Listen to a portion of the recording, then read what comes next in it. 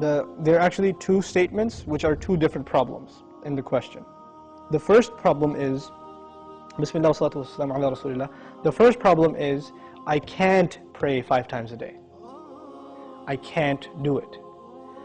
Now, I don't believe you. Whoever said I can't do it, I don't believe you. You know why? Because I believe Allah. And now I didn't say I believe in Allah. I said I believe Allah. There's a difference, right? I believe in Allah means I believe Allah exists. I believe in Him. But when I say I believe Allah, it means I believe what He says. He says, subhanahu wa ta'ala, لا يكلف الله نفسا إلا وسعها. Allah does not burden anyone except unless they are able to carry that burden. This is what Allah said. Allah said He does not burden anyone with any responsibility unless they are capable of living up to that burden. This is what He said. You're saying you're not able to live up to a responsibility that Allah gave you. Isn't that true? You're saying I can't pray 5 times. It's too much. And Allah is saying yes you can.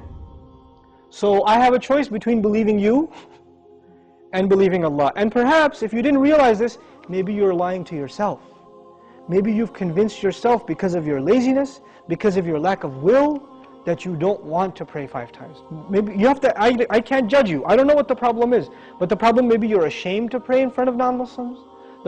People can take 15-minute cigarette breaks at work, right? They can take a break and just go hang out, do whatever. You can't pray 5 times a day. SubhanAllah. In this part of the world, where I used to, when I used to work in New York City, I would see Muslims praying all over the place. In the middle of 5th Avenue, on the curb, the guy is making salah because it's time. Or in the university, you open the copy machine room in the library, and there's like 3 guys praying right there, making salah. Muslims will pray. If there's time, we're going to pray. That's it. So that's the first thing. Allah said you can. If Allah gave this burden upon you, and He did in fact, then you can. Convince yourself of that. And rely on Allah, He'll make it easy for you. The second question is, does He really care? Does He even care if I pray or not? Now this question is actually more about, does He need my prayer or not? You're forgetting that the prayer isn't for Allah. It's for you. It's not for Allah. If all the people in the world, all they did with their life was pray to Allah, it would not make Him any richer. It wouldn't add to His kingdom because He already owns all of kingdom. And if no one mentioned Allah ever again, it doesn't diminish His dominion, His kingdom, His glory in any way. He doesn't need us. We need Him. We need Him.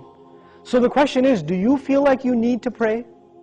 Do you feel like that's a need in your life? And if it's not, if you feel you're free of, begging Allah for His help, turning to Allah and submitting before His commandments, then that's a serious problem with your faith. It's become weak, and this question only came up because you've been distanced from Allah for so long that shaitan can come to you and say, yeah, I know you used to feel bad about not praying, let's just get rid of that bad feeling and replace it with, well, why do I have to pray anyway? That's the next phase of that disease. The first part was, at least it was diagnosed, but at least you had some bad feeling. Guilt was still there. That's a gift from Allah. When that guilt even goes away and you say, Allah doesn't need my prayer, it's all good. So long as I'm doing good. And that's the last part I want to talk about, this so long as I'm doing good part. Who defines what's good? There are 2 kinds of good in this world. Please remember this, okay? There are 2 kinds of good. There's ethical good.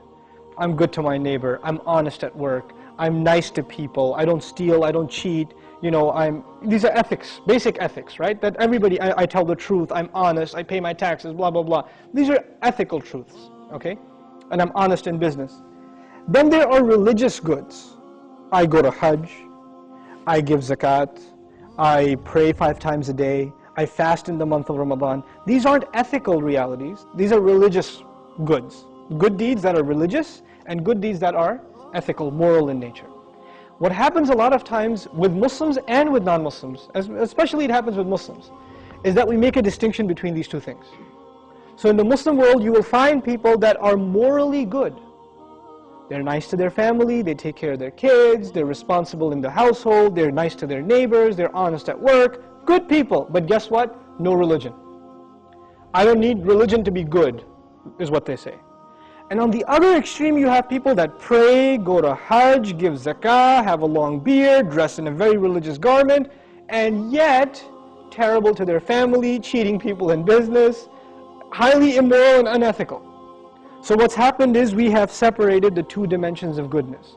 Moral goodness, ethical goodness, and religious goodness. What Allah does in the Quran is fuses them together in the ayah. This one ayah is called Ayatul Bir, the ayah of goodness. What does it mean to be good? If you study that ayah, it is a combination of two things. It's a combination of ethical principles like fulfilling your promises, being patient, perseverant, and also religious goodness, establishing the prayer, giving the zakah, right? So it's a combination of both of those things in one place. So if you think you are in a position to define what good is, most likely you're sticking to moral goodness and you're undermining religious goodness, like the rituals that Allah taught us. But what Allah wants is for us to have both at the same time. This is when a person is truly good. Otherwise, you're not really good. You have defined goodness for yourself and you have rejected Allah's definition of it. But we turn to Allah for guidance because we can't define things for ourselves. We want Him to define them for us. Inshallah ta'ala.